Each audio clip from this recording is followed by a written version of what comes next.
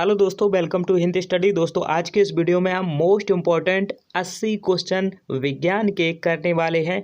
Class 10th के बच्चों के लिए ये मोस्ट इम्पॉर्टेंट क्वेश्चन हो जाते हैं, या फिर किसी कंपटीशन एग्जाम की आप तैयारी कर रहे हैं, जो भी आप, या फिर आप 10th क्लास या 12th क्लास में हो, ये मोस्ट इम्पॉर्टेंट क्वेश्चन सभी बच्चों के लिए हो जाते हैं।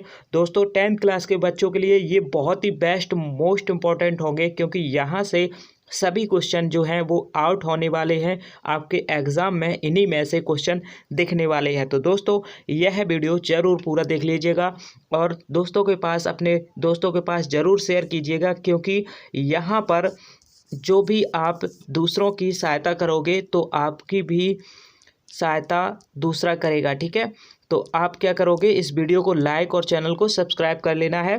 तो देखिए दोस्तों, वास्तविक वस्तु का आभासी प्रतिबिंब बनता है समतल दर्पण में, अवतल दर्पण में, उत्तल दर्पण में, या फिर इनमें से सभी। तो वास्तविक वस्तु का आभासी प्रतिबिंब बनता है, किस पर बनता है? 4 ऑप्शन में क्या हो जाएगा आपका बिल्कुल सही आंसर? कमेंट करके बताएंगे। सभी भाइयों को यह आप शेयर कर देना है इस वीडियो को।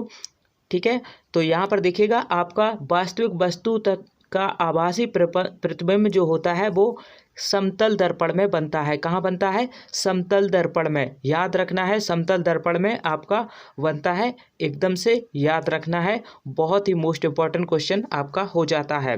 अगला क्वेश्चन दूसरा देखेंगे, 80 मोस्ट इम्पॉर्टेंट क्वेश्चन करेंगे दोस्तों।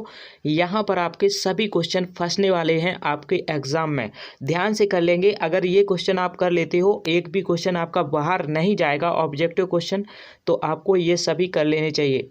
डायोप्टर उस लेंस का क्षमता होती है जिसकी फोकस दूरी है। डायोप्टर उस लेंस की क्षमता होती है जिसकी फोकस दूरी है 1 सेंटीमीटर, 2 मीटर, या 2 सेंटीमीटर, या फिर 1 मीटर। क्या होगा सही आंसर? बताएंगे सभी भाई। मोस्ट इम्पॉर्टेंट क्वेश्चन यह हो जाता है आपके एग्जाम में, जो है यह क्वेश्चन आपको देखने को मिल सकता है। ठीक है, ये क्वेश्चन मोस्ट इम्पॉर्टेंट है, आप इसको याद कर लेना दोस्तों। देखिए दोस्तों, यहाँ पर बिल्कुल सही आंसर जो है वो आपका डी ऑप्शन हो जाता है, 1 मीटर। डायोप्टर उस लेंस की क्षमता होती है जिसकी फोकस दूरी 1 मीटर होती है। याद रखना है दोस्तों।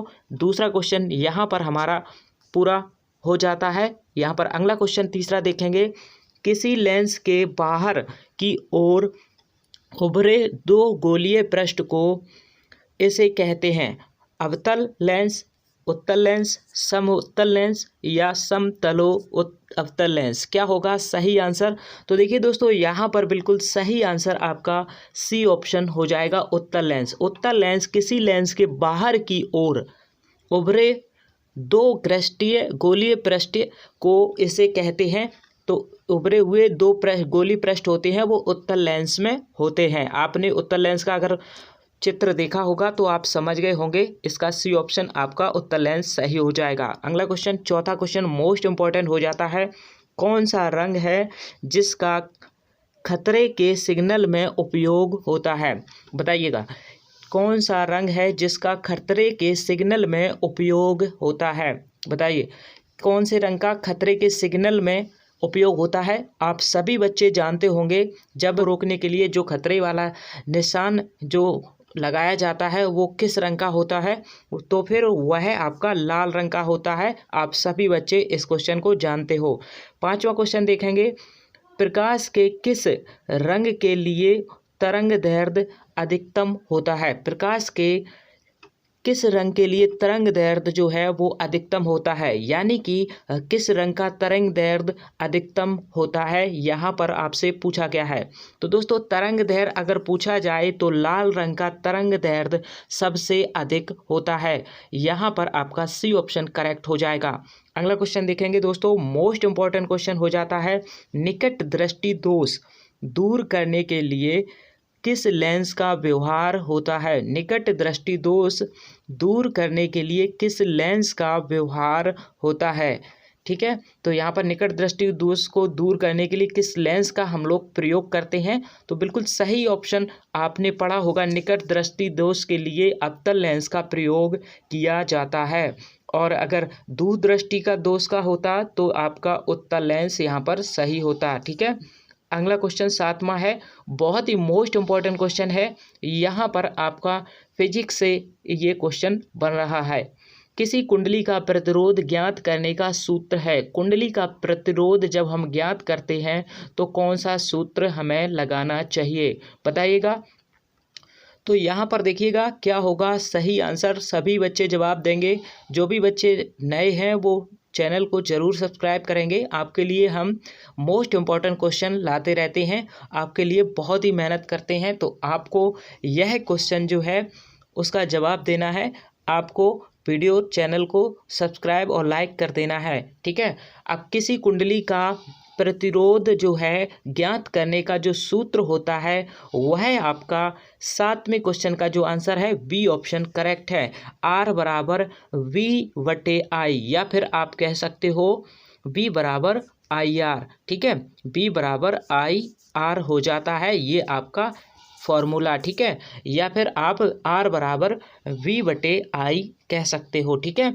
यहाँ पर बी ऑप्शन जो है आपका बिल्कुल करेक्ट हो जाएगा। अगला क्वेश्चन देखेंगे। यहाँ पर देखिएगा अगला क्वेश्चन क्या है, धातुओं में धारा वाहक होते हैं। मोस्ट इंपॉर्टेंट सारे के सारे क्वेश्चन हैं। अगर आप कर लेते हो 20 में से 20 पक्का इससे फंसने वाले हैं। ध्यान रखना है दोस्तों, इन सभी प्रश्नों को आप रिवाइज जरूर कर लो। आपके एग्ज़ाम जो हैं बहुत ही करीब हैं। इन क्वेश्चनों को ज़रूर आपको पूरा कर लेना चाहिए। मोस्ट इम्पॉर्टेंट आपके लिए हमने लाए हैं यहाँ पर। धातुओं में धारावाहक होते हैं। धातुओं में धारावाहक प्रोटॉन में होते हैं, कोर इलेक्ट्रॉन में, या मुक्त इलेक्ट्रॉन में, या इनमें से कोई नहीं। क्या होगा यहाँ पर आपका सही जवाब? तो देखिए यहाँ पर बिल्कुल सही आंसर आपका बी ऑप्शन मुक्त इलेक्ट्रॉन हो जाएगा आपका सही आंसर। धातुओं में धारावाहक होते हैं वो मुक्त इलेक्ट्रॉन होते हैं। ठीक है। याद रखना है दोस्तों, मोस्ट इम्पॉर्टेंट हो जाता है। परिपथ में सारे के सारे मोस्ट इम्पॉर्टेंट क्वेश्चन है दोस्तों। ठीक है। तो देखिए परिपथ में विद्युत धारा की माप किससे की जाती है? परिपथ में विद्युत धारा की माप किससे की जाती है?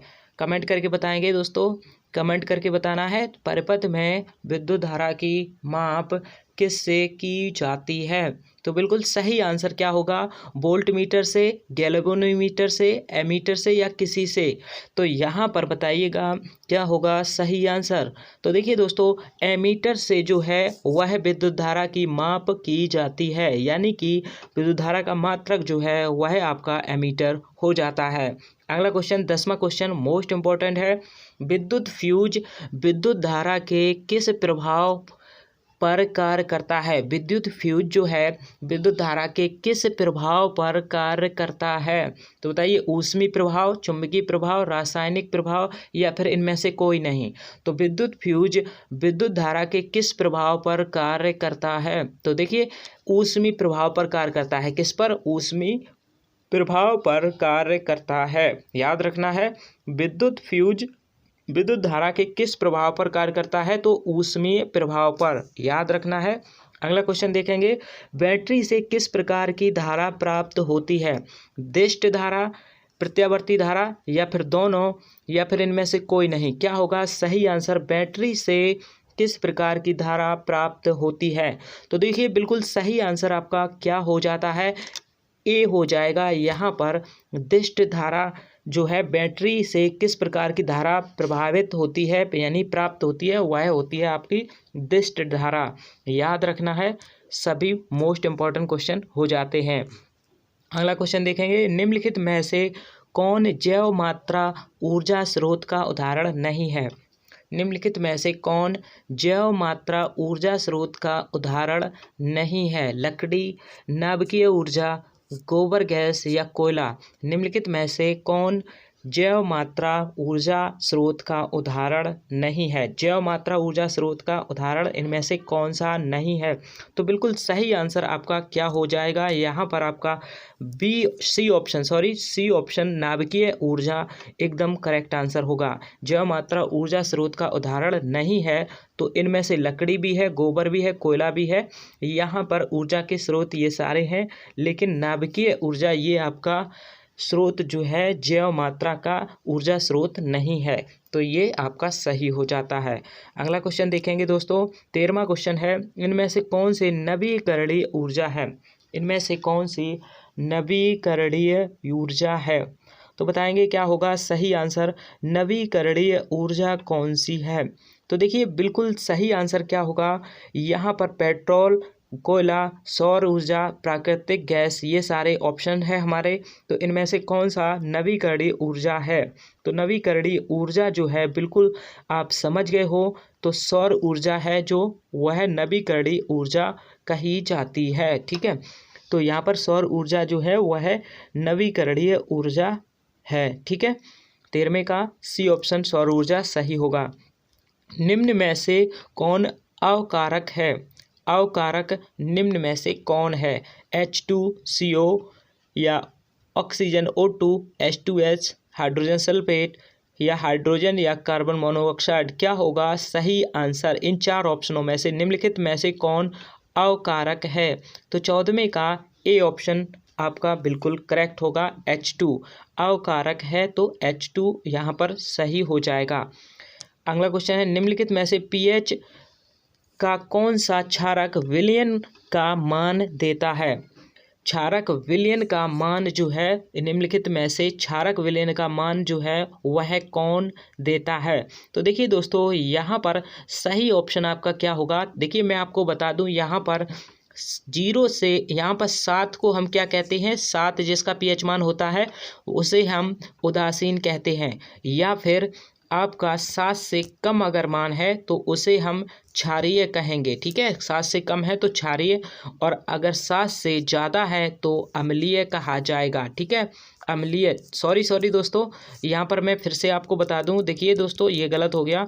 यहाँ पर देखिए आपको क्या करना है, यहाँ पर आराम से समझिएगा, 7 जो होता है वो उदासीन होता है पीएच मान, और अगर कम होगा 7 से तो वह आपका अम्लीय होता है। याद रखना है कैसा होता है, अम्लीय होता है। 7 से कम होगा तो अम्लीय, और 7 से अधिक होगा तो क्षारीय होगा। ठीक है, क्षारीय होगा, 7 से अधिक होगा तो क्षारीय होगा, याद रखना है।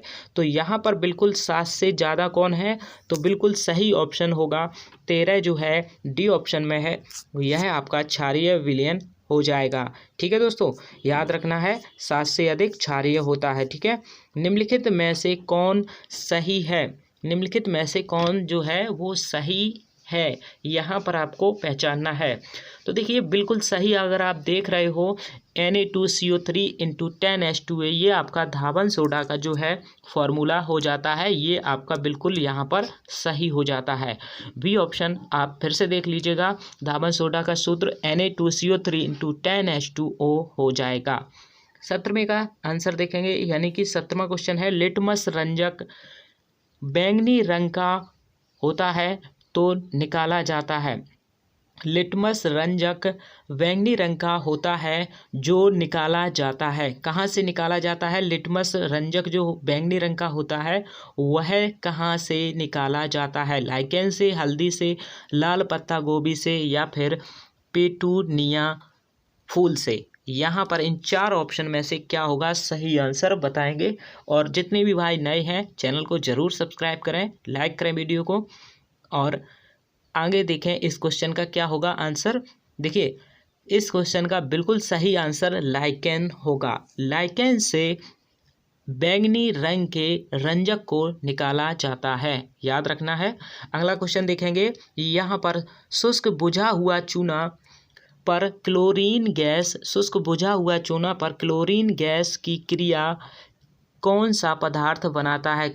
शुष्क बुझा हुआ चूना पर क्लोरीन गैस की जो क्रिया होती है वह कौन सा पदार्थ बनाती है? तो यहाँ पर बिल्कुल सही क्या होगा, विरंजक चूर्ण बनाती है, कैल्शियम कार्बोक्लोराइड, या जल, या हाइड्रोक्लोरिक अम्ल? क्या होगा इन चारों में से सही आपका आंसर?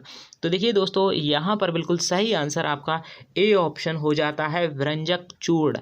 विरंजक चूर्ण जो है शुष्क बुझा हुआ चूना पर क्लोरीन गैस की क्रिया से कौन सा पदार्थ बनता है? तो विरंजक चूर्ण बनता है। सोडियम क्लोराइड का पीएच मान क्या होगा? दोस्तों आप सोडियम क्लोराइड का पीएच मान निकालना जानते हो। पीएच मान कैसे निकाला जाता है तो आप आसान से इसे बता सकते हो। ठीक है, 19वें का सही आंसर मैं आपको बता देता हूँ। सोडियम क्लोराइड NaCl का जो पीएच मान लगभग आपका 14 होता है। ठीक है, यहाँ पर डी ऑप्शन करेक्ट हो जाएगा। अगला देखेंगे, नीला थोथा का रासायनिक सूत्र क्या है। नीला थोथा का रासायनिक सूत्र क्या है बताइएगा। नीला थोथा का रासायनिक सूत्र जो है वह क्या है, यहाँ पर आप बताओगे क्या होगा सही आपका करेक्ट आंसर। देखिए दोस्तों, यहाँ पर आपका बिल्कुल सही आंसर जो है NaZnO2 + H2, ये आपका जो है। यहाँ पर देखिएगा दोस्तों, यहाँ पर आपका जो है क्वेश्चन हम कर रहे थे, कौन सा क्वेश्चन है यहाँ पर, ये बी ऑप्शन आपका हो जाएगा CuSO4 × 5H2O। ठीक है, ये आपका बिल्कुल सही आंसर होगा। नीला थोथा का रासायनिक सूत्र क्या होता है, CuSO4 × 5H2O, बिल्कुल सही आंसर हो जाएगा। ठीक है, CuSO4 × 5H2O, ये आपका बिल्कुल सही हो जाएगा। ठीक है, अगला क्वेश्चन देखेंगे, 21वां क्वेश्चन है, जब सोडियम हाइड्रोक्साइड जिंक से अभिक्रिया करता है, जब सोडियम हाइड्रोक्साइड जिंक से अभिक्रिया करता है तो कौन सा उत्पाद बनाता है। समझ गए। देखिए, जब सोडियम हाइड्रोक्साइड जिंक से क्रिया करता है तो क्या बनाता है, कौन सी अभिक्रिया होती है, तो यहाँ पर आपका सही आंसर डी ऑप्शन जो है वो सही होगा। Na2ZnO2 + H2O, ये आपका बन जाता है। अब ये यहाँ पर देखिए, पीतल है, धातु, अधातु या फिर मिश्र धातु या उपधातु। पीतल इसमें से क्या है, धातु, अधातु, मिश्र धातु या फिर उपधातु। पीतल धातु है, अधातु है, मिश्र धातु है या फिर उपधातु है, बताएंगे बिल्कुल सही आंसर क्या होगा। तो पीतल जो है वो किस किस से बनती है, तांबा और जिंक से मिलकर के बनती है, तांबा और जिंक से। ठीक है, पीतल किससे बनती है, तांबा और जिंक से, इसलिए मिश्र धातु कहलाएगी। ठीक है, याद रखना है। अगला देखेंगे, यहाँ पर क्रोमियम अधातु की अवस्था होती है। क्रोमियम अधातु की जो है वो अवस्था होती है ठोस, गैस, द्रव या कोई नहीं। तो क्रोमियम धातु की जो क्रोमियम अधातु है उसकी अवस्था कैसी होती है, तो बिल्कुल यहाँ पर द्रव अवस्था में क्रोमियम अधातु होती है। कैसी होती है, द्रव अवस्था में। क्रोमियम अधातु जो होती है वो कैसी होती है, द्रव अवस्था में होती है। याद रखना है, क्रोमियम अधातु द्रव अवस्था में होती है। 24वें का प्रश्न है, किस हाइड्रोकार्बन के 3 आबंध हैं। किस हाइड्रोकार्बन के 3 आबंध हैं, यहाँ पर आपको देखना है 3 आबंध जो है किस हाइड्रोकार्बन के हैं। तो बिल्कुल सही यहाँ पर आपका, यहाँ पर देखोगे C3H4 के यहाँ पर आपको सही 3 आबंध दिख जाएंगे। ठीक है, तो कार्बन के 3 आबंध पूछा गया था, यहाँ पर आपका सी ऑप्शन C3H4 हो जाएगा। चीनी का रासायनिक सूत्र बताइएगा। बहुत ही मोस्ट इंपॉर्टेंट क्वेश्चन हो जाता है, चीनी का रासायनिक सूत्र पूछ लिया जाता है एग्जाम में, बहुत ही सिंपल है, आपको आना चाहिए। ठीक है, तो चीनी का रासायनिक सूत्र आप लोग सीधा सीधा देख रहे हो, बहुत ही सभी बच्चों का यहाँ पर आंसर सही हो जाएगा। क्या होगा, सभी भाई जो है वो सही आंसर कर रहे हैं, यहाँ पर सभी को ये पता होगा। ठीक है, तो यहाँ पर बिल्कुल सही है C12H22O11, ये होगा आपका करेक्ट आंसर, यानी चीनी का रासायनिक सूत्र C12H22O11 होता है, बिल्कुल याद रखना है। अगला क्वेश्चन देखेंगे, हीलियम परमाणु के बाहरी कक्षा में कितने इलेक्ट्रॉन होते हैं, बताइए। हीलियम परमाणु के बाहरी कक्षा में कितने इलेक्ट्रॉन होते हैं, 1, 2, 3 या 4, क्या होगा, हीलियम परमाणु के बाहरी कक्षा में कितने इलेक्ट्रॉन होते हैं। तो देखिए बिल्कुल सही आपका आंसर यहाँ पर बी ऑप्शन होगा।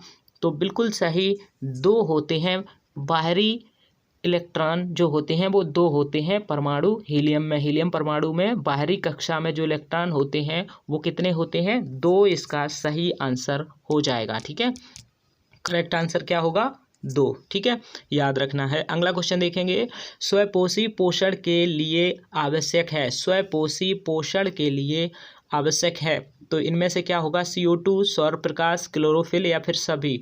स्वपोषी पोषण के लिए आवश्यक है, बताइए। स्वपोषी पोषण के लिए आवश्यक, यहाँ पर आपका सही जवाब क्या होगा?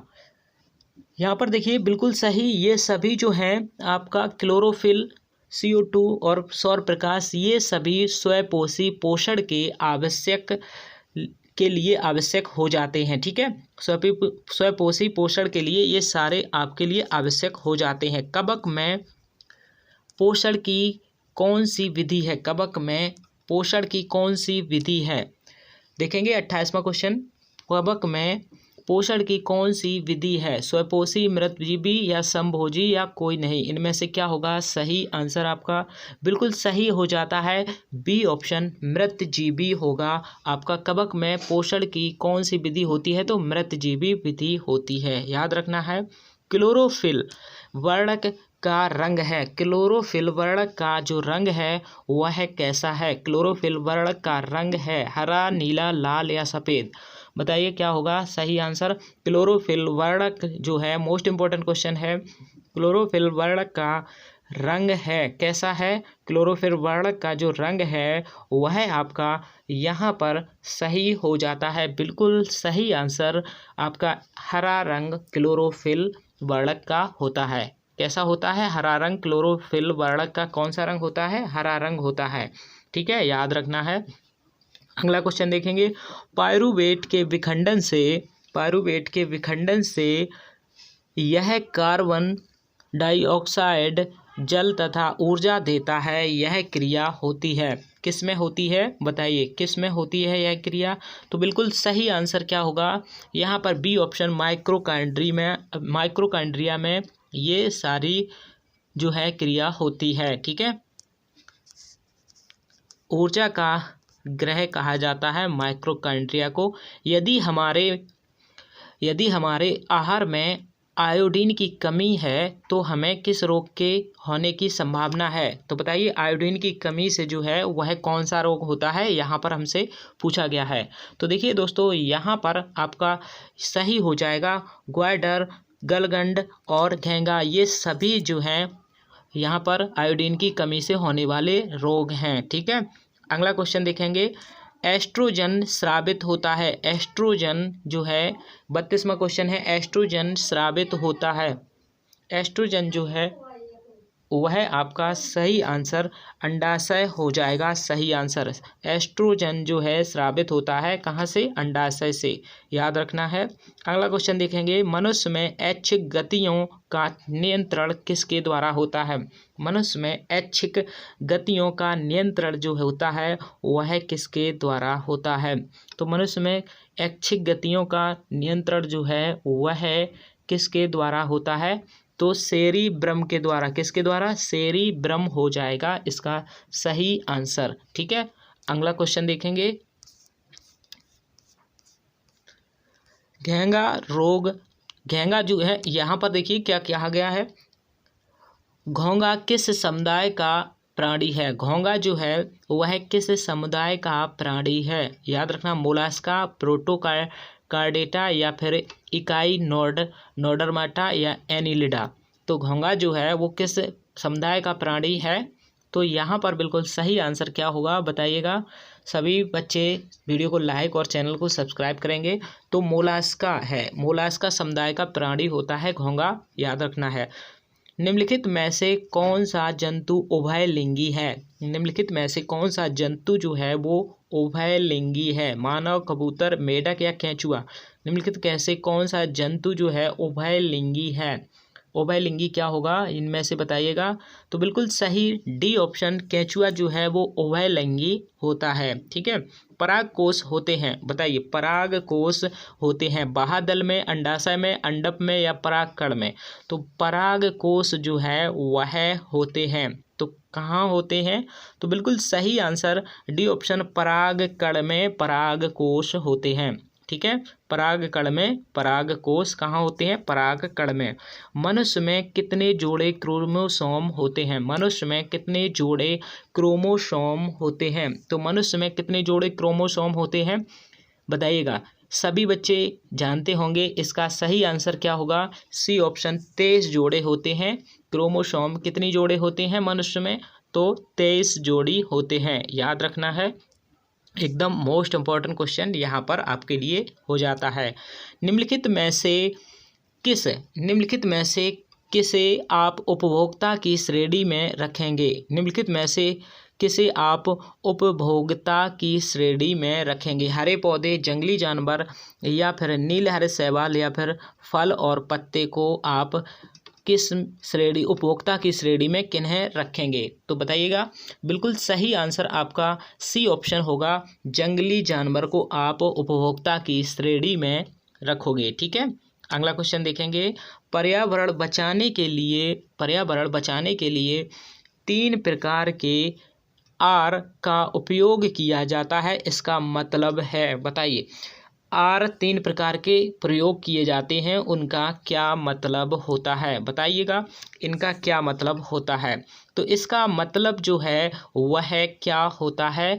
39वां जो बिल्कुल सही आंसर बताएंगे बच्चे, क्या होगा? आर का मतलब पर्यावरण को बचाने के लिए 3 आर जो होती हैं उनका क्या मतलब होता है?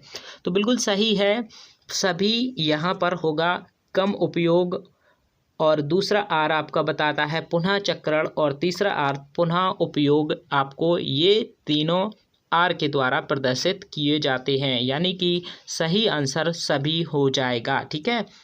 यहाँ पर अगला क्वेश्चन देखेंगे। 40वां क्वेश्चन है, किन कारणों से प्राकृतिक संसाधन नष्ट हो रहे हैं? किन कारणों से प्राकृतिक जो संसाधन हैं वो नष्ट हो रहे हैं बताइए। किन कारणों से प्राकृतिक संसाधन नष्ट हो रहे हैं? तो शहरीकरण से, प्रदूषण से, तो और ए और बी से। वृक्षारोपण है वह क्या संकेत करती है बताएंगे सभी बच्चे। यहाँ पर आंसर आपका क्या होगा सही? तो देखिए, बाएं हाथ की तर्जनी अंगुली, अगर आपने इसका चित्र देखा होगा तो आपको पता होगा कि चुंबकीय क्षेत्र की दिशा को निर्धारित करती है, ठीक है। बाएं हाथ की तर्जनी की उंगली जो है वो चुंबकीय क्षेत्र की दिशा को निर्धारित करती है। इसका अगर आप चित्र देख लेते हो और आप याद कर लेते हो कि कौन सी अंगुली, अंगूठा क्या प्रदर्शित करता है, तो आप आसानी से यहाँ से उत्तर लगा सकते हो, ठीक है। 42वां नंबर क्वेश्चन देखना है। निम्न में से कौन सा यौगिक ईंधन के रूप में इस्तेमाल किया जाता है? ईंधन के रूप में कौन सा यौगिक जो है वो इस्तेमाल किया जाता है? ऑप्शन है आपके एथेनॉल, इथेनोइक अम्ल, प्रोपेनॉल, और इनमें से सभी। तो क्या होगा सही आंसर आपका? 42वें नंबर का सही आंसर है दोस्तों इथेनॉल। पहला ऑप्शन बिल्कुल सही हो जाता है। आपको याद रखना है यौगिक ईंधन के रूप में इस्तेमाल किया जाता है इथेनॉल का, ठीक है। अगला क्वेश्चन देखेंगे। कौन सा पदार्थ लाल लिटमस को नीला कर देता है? कौन सा पदार्थ है वह लाल लिटमस को नीला कर देता है? कौन सा पदार्थ है जो लाल लिटमस को नीला कर देता है? अम्ल है क्या, क्षार है, लवण है, या फिर इनमें से कोई नहीं? क्या होगा सही आंसर आपका? देखिए दोस्तों, यहाँ पर बिल्कुल सही आंसर आपका बी ऑप्शन क्षार हो जाएगा। क्षार जो होता है लाल लिटमस को नीला कर देता है, ठीक है। अम्ल होते हैं नीले लिटमस को लाल कर देते हैं, लेकिन क्षार जो होता है वो लाल लिटमस को नीला कर देता है, ठीक है। क्षार क्या होता है? लाल लिटमस को नीला कर देता है, ठीक है। याद रखना है आपको दोस्तों। अगला क्वेश्चन देखेंगे। यहाँ पर नई कार्तीय चिन्ह परिपाटी के अनुसार दर्पण के सामने रखे गए बिंब की बिंब दूरी ली जाती है। तो यहाँ पर ऋणात्मक ली जाती है, धनात्मक ली जाती है, या फिर धनात्मक ऋणात्मक, कभी ऋणात्मक कभी धनात्मक, या फिर इनमें से कोई नहीं? क्या होगा सही आंसर? तो यहाँ पर आपका बिल्कुल सही आंसर बी ऑप्शन हो जाएगा, ऋणात्मक होती है हमेशा, ठीक है। याद रखना है। 45वां नंबर क्वेश्चन देखेंगे दोस्तों, बहुत ही मोस्ट इम्पॉर्टेंट क्वेश्चन है। यहाँ पर देखिएगा, खाद्य पदार्थ के डिब्बों पर जिंक के बजाय टिन का लेप होता है। खाद्य पदार्थ के डिब्बों पर जिंक के बजाय टिन का लेप होता है क्योंकि, अब क्यों होता है? टिन की अपेक्षा जिंक महंगा होता है इसलिए, या टिन की अपेक्षा जिंक का गलनांक अधिक होता है इसलिए, टिन की अपेक्षा जिंक अधिक अभिक्रियाशील होता है इसलिए, या फिर टिन की अपेक्षा जिंक कम अभिक्रियाशील होता है। क्या होगा? सही आंसर बताएंगे। तो देखिए दोस्तों, यहाँ पर बिल्कुल सही ऑप्शन होगा आपका सी ऑप्शन, टिन की अपेक्षा जिंक अधिक अभिक्रियाशील होता है। ठीक है, तो यहाँ पर सी ऑप्शन आपका बिल्कुल सही होगा। फिर से देख लेते हैं इस क्वेश्चन को। खाद्य पदार्थ के डिब्बों पर जिंक के बजाय टिन का लेप होता है, किसके कारण होता है? क्योंकि टिन की अपेक्षा जिंक जो होता है वह अधिक अभिक्रियाशील होता है, अधिक अभिक्रियाशील होता है, यानी कि इसमें इतने जल्दी क्रियाएं नहीं होती है। ठीक है, अगला क्वेश्चन देखेंगे। निम्न में से कौन सा अंग संवेदी ग्राही नहीं है? संवेदी ग्राही अंग नहीं है, क्या होगा सही आंसर? कान, आँख, नाक या दिमाग? तो संवेदी ग्राही अंग यहाँ पर क्या होगा? तो 46वां नंबर आपका डी ऑप्शन दिमाग हो जाएगा सही आंसर। ठीक है, संवेदी ग्राही नहीं है तो दिमाग जो है संवेदी ग्राही नहीं है। ठीक है, याद रखना है। समांतर क्रम में संयोजित प्रतिरोधों की संख्या घटने के उपरांत, समांतर क्रम में संयोजित प्रतिरोधों की संख्या घटने के उपरांत संयोजित प्रतिरोधों का कुल प्रतिरोध है तो क्या है? बढ़ता है, घटता है, अपरिवर्तित रहता है? तो इनमें से कोई नहीं। क्या होगा सही आंसर? 47 में का ए ऑप्शन आपका करेक्ट हो जाएगा, बढ़ता है। ठीक है, क्या होता है? बढ़ता है। अगला क्वेश्चन देखेंगे आपका 48 नंबर क्वेश्चन है, समजात अंगों का उदाहरण है। समजात अंगों का उदाहरण क्या है? यहाँ पर बताएंगे हमारा हाथ और कुत्ते के अग्रपाद, या फिर हमारे दांत और हाथी के दांत, या फिर आलू और घास के ऊपर भूसतारी, या फिर उपरोक्त सभी? क्या होगा सही आंसर बताएंगे। तो देखिए यहाँ पर बिल्कुल सही आंसर आपका ए ऑप्शन करेक्ट होगा। हमारा हाथ और कुत्ते के अग्रपाद जो होते हैं समजात अंगों का उदाहरण होता है। ठीक है, अगला क्वेश्चन देखेंगे। निम्नलिखित में से कौन मलेरिया परजीवी है? तो कौन सा मलेरिया का परजीवी है?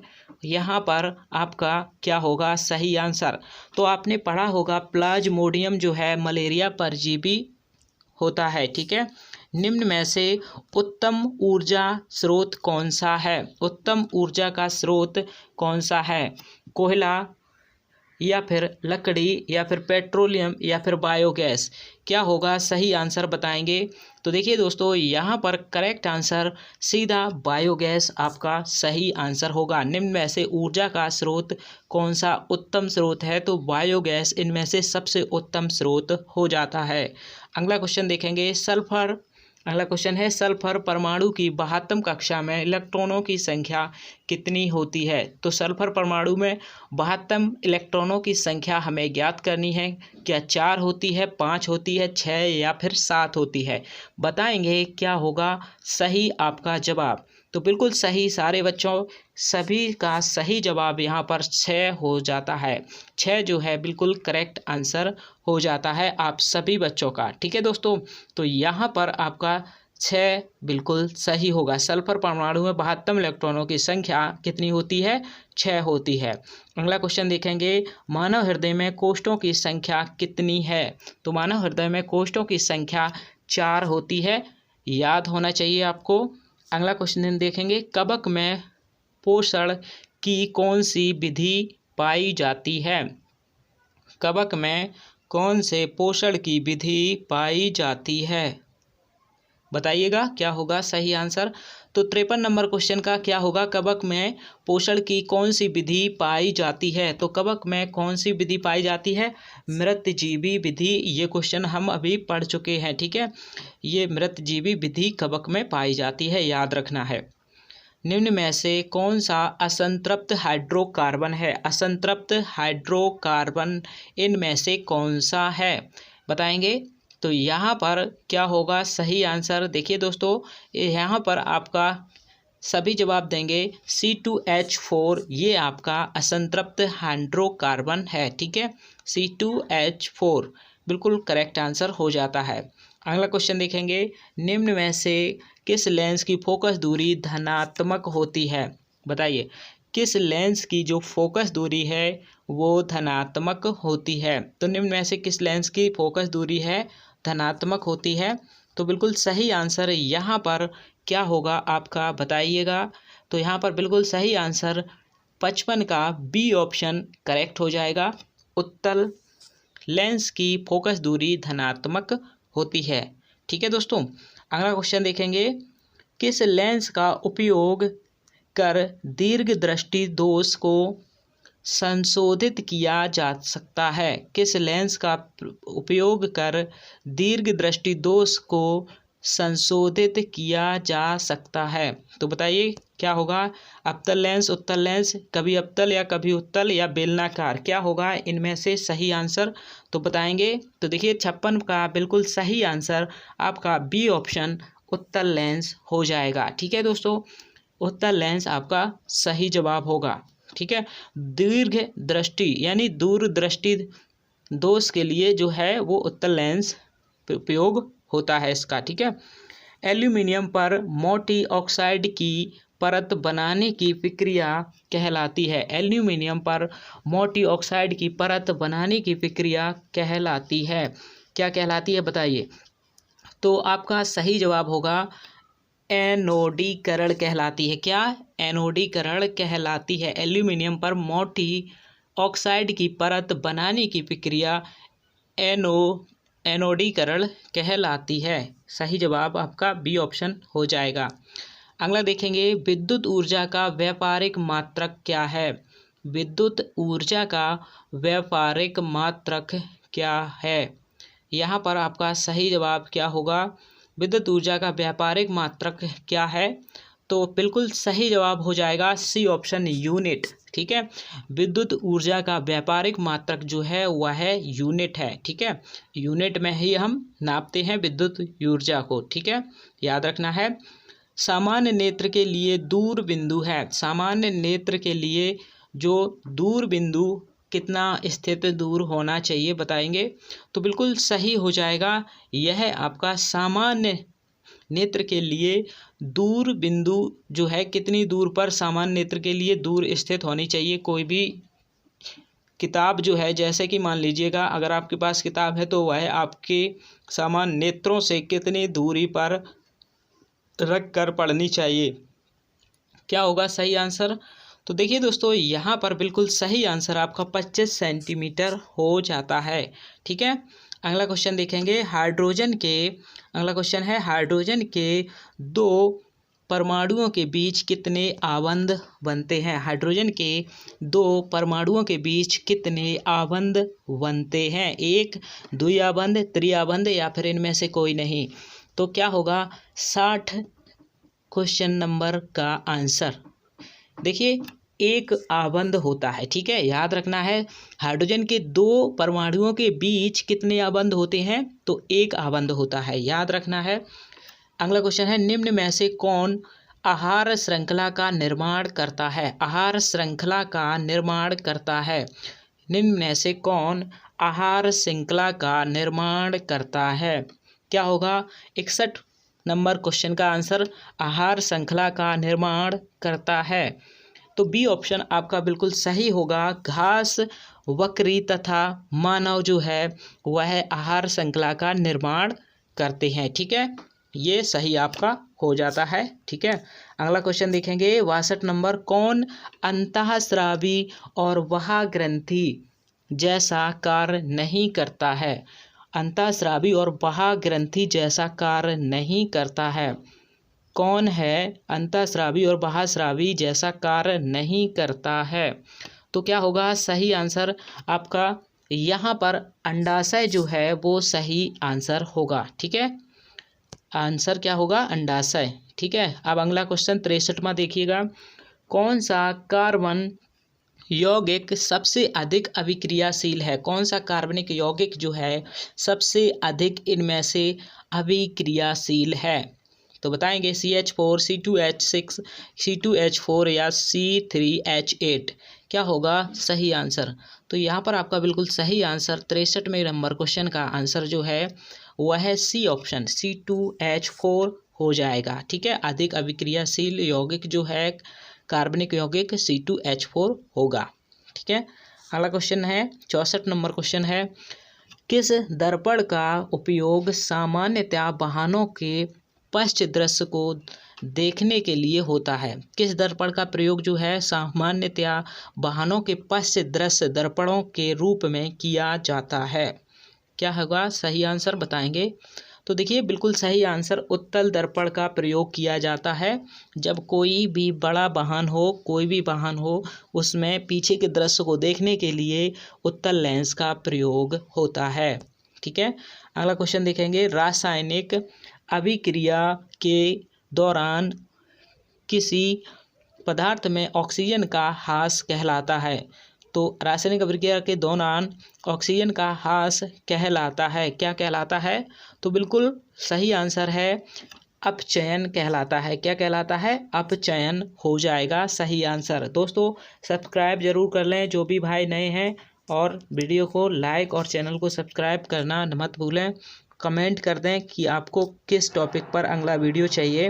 अगला क्वेश्चन है आपका, यहाँ पर 80 पूरे क्वेश्चन हम करेंगे। ठीक है दोस्तों, तो यहाँ पर नंबर 66 नंबर क्वेश्चन है, कौन सी गैस वैश्विक ऊष्मण के लिए उत्तरदायी है? तो कौन सी गैस है जो वैश्विक ऊष्मण के लिए उत्तरदायी है? यहाँ पर क्या होगा सही आंसर आपका? तो देखिए बिल्कुल सही आंसर आपका हो जाएगा यहाँ पर कार्बन डाइऑक्साइड गैस वैश्विक ऊष्मण के लिए उत्तरदायी है। पित्तरस स्रावित होता है, बताइए मोस्ट इम्पॉर्टेंट क्वेश्चन है, पित्तरस कहाँ से स्रावित होता है? याद रखेंगे एकदम से सही आंसर हो जाएगा, अग्नाशय से जो है पित्तरस स्रावित होता है। ए ऑप्शन करेक्ट होगा। ठीक है, ए ऑप्शन आपका करेक्ट हो जाएगा। अगला क्वेश्चन देखेंगे, कौन सा अभिलक्षण वंशागत नहीं है? कौन सा अभिलक्षण है जो वो वंशागत नहीं है? बताएंगे कौन सा अभिलक्षण वंशागत अभिलक्षण नहीं है? तो क्या होगा सही आंसर?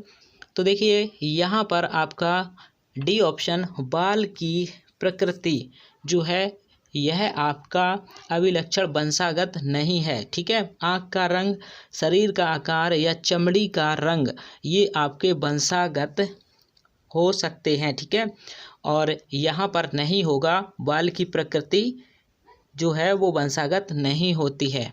अगला क्वेश्चन देखेंगे, आधुनिक आवर्त सारणी में